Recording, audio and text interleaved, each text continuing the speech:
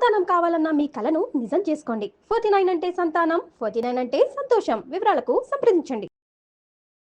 నమస్తే, శ్రీ మాత్రే నమః, శ్రీ గురుభ్యో నమః. సుమన్ టీవీ ప్రేక్షకులకు స్వాగతం, సుస్వాగతం.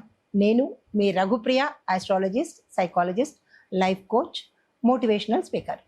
ఈరోజు మనము జూలై నెల మాస ఫలితాలను తెలుసుకుందాము. ఇందులో భాగంగా ఈ మాసాన్ని మనము ఆషాఢ మాసం అంటాము. ఆషాఢ మాసము అంటే చంద్రుడు ఉత్తరాషాఢ పూర్వాషాఢ నక్షత్రంలో, అంటే చంద్రమానం ప్రకారము చంద్రుడు సంచరించే నక్షత్రాన్ని బట్టి ఆ మాసానికి ఆ పేరు వస్తుంది. ఇప్పుడు చంద్రుడు ఉత్తరాషాఢ నక్షత్రంలో సంచారం చేస్తుండగా ఈ మాసానికి ఆషాఢ మాసం అని పేరు వచ్చింది. అయితే ఆషాఢ మాసాన్ని అందరూ దేనికి పనికి రాదు, ఆషాఢ మాసంలో మనం ఏ పనులు చేసుకోకూడదు అనే భావన అయితే ఉంది.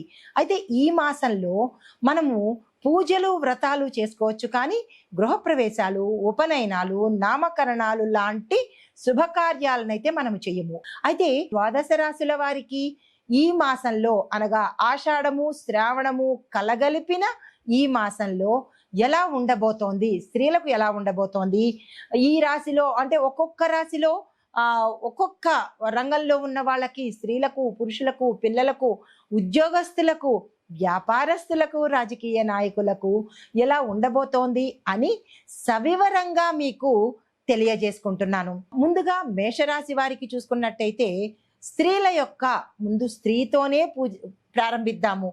స్త్రీలు దేవతా సమానులు కదా.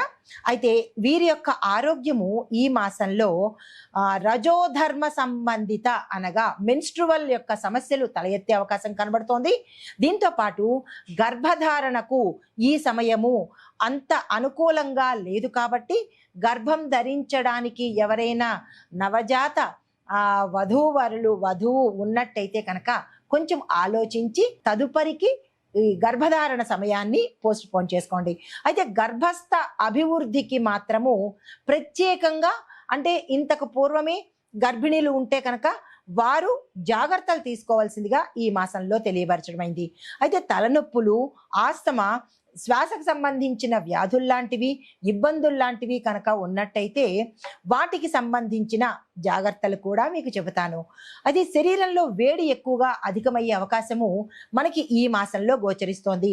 పిత్త సంబంధిత ఆరోగ్య సమస్యలు, జలుబు, తలనొప్పి, ఛాతిలోను తరువాత కడుపులోను ఇబ్బందికరమైన సమస్యలు వచ్చే అవకాశం కనబడుతోంది. భయపడకండి, జాగ్రత్తలు కూడా చెప్తాను.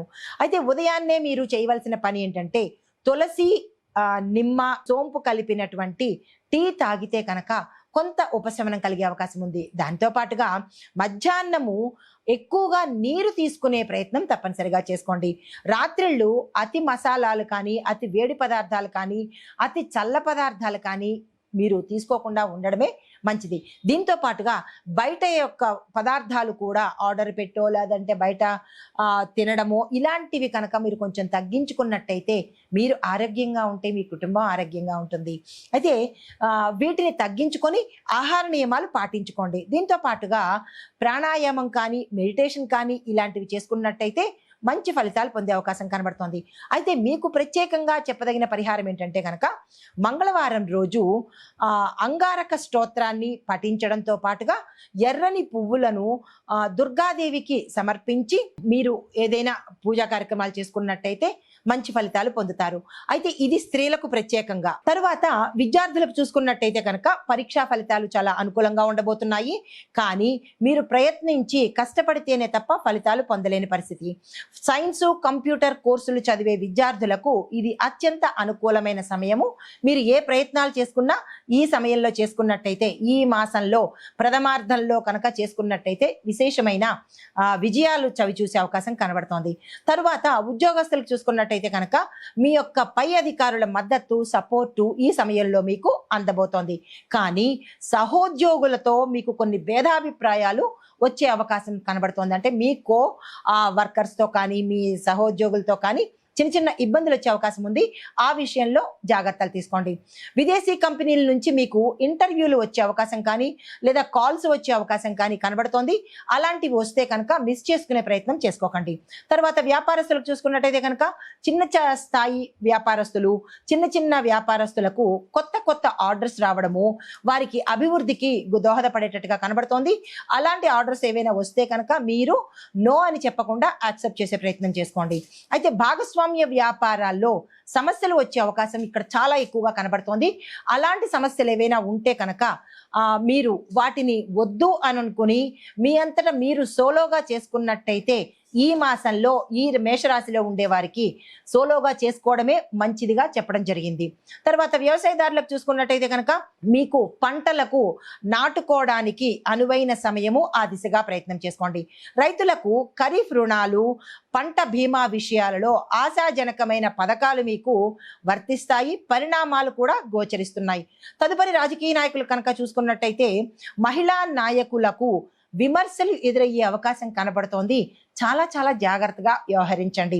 అయితే కొత్త చట్టాల మీద, అంటే రాబోయే కొత్త చట్టాల మీద మీ యొక్క అభిప్రాయాన్ని కనుక వెల్లడించినట్టయితే మీకు ఒక గుర్తింపు కానీ ఐడెంటిఫికేషన్ కానీ వచ్చే అవకాశం కనబడుతోంది. తర్వాత వాతావరణ పరిస్థితులు చూసుకున్నట్టయితే కనుక అధిక వర్షపాతము, తడి తేమ కలిగినటువంటి వాతావరణం ఉండబోతోంది. ప్రయాణాలు చేస్తే కనుక ఈ సమయంలో మేషరాశి వారు ప్రయాణాలు చేసేటప్పుడు చాలా జాగ్రత్తలు తీసుకుని ప్రయాణాలు చేయండి. వాహనాల మీద వెళ్ళేటప్పుడు కానీ వాహనాల యొక్క నిర్వహణ కానీ చాలా జాగ్రత్తగా చూసుకుని మరి ప్రయాణాలు చేసుకోండి.